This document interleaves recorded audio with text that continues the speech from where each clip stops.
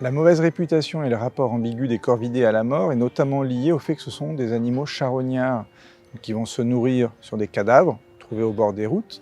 Et dès le Moyen-Âge, en fait, c'est des oiseaux qui allaient manger, se nourrir sur les cadavres, même humains, sur les champs de bataille, ou par exemple les pendus.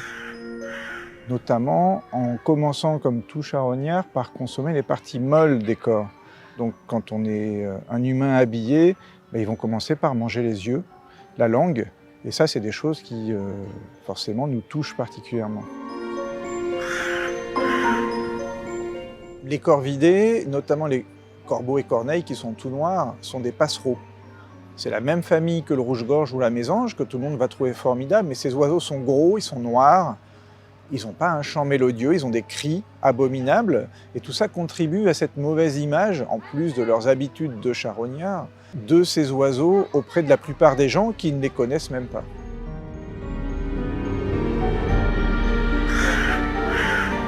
Au-delà du rôle de charognard, donc on va dire d'épurateurs de cadavres dans la nature, les corvidés sont aussi connus pour être des disperseurs de graines. Ils vont ramasser des graines de plantes sauvages, d'arbres, faire des réserves, avoir des planques comme ça à droite à gauche, mais ils peuvent les oublier.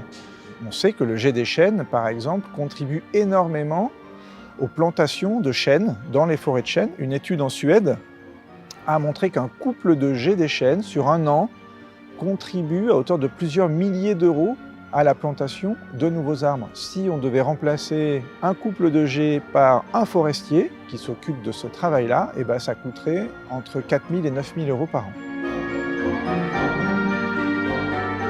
Les corvidés sont particulièrement intelligents et ça va nous poser des problèmes parce qu'ils sont capables de s'adapter à nos stratégies pour éviter leur nuisance.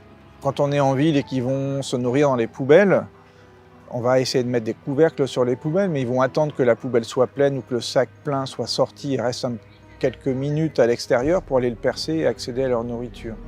Et donc il faut mettre en place de notre côté des stratégies qui vont utiliser leur intelligence pour essayer de les amener à apprendre qu'il ne faut pas faire certaines choses, qu'il ne faut pas vider les poubelles, qu'il faut avoir peur. Il faut essayer d'utiliser leur intelligence pour leur envoyer des messages qu'ils soient en mesure de comprendre. Et c'est exactement ce qu'on fait au Jardin des Plantes depuis maintenant 10 ans à travers une étude sur les corneilles en ville et où on essaie de comprendre le fonctionnement de ces populations et de mettre au point des stratégies comme ça pour réduire les nuisances que ces oiseaux peuvent causer aux humains pour aller vers une cohabitation apaisée.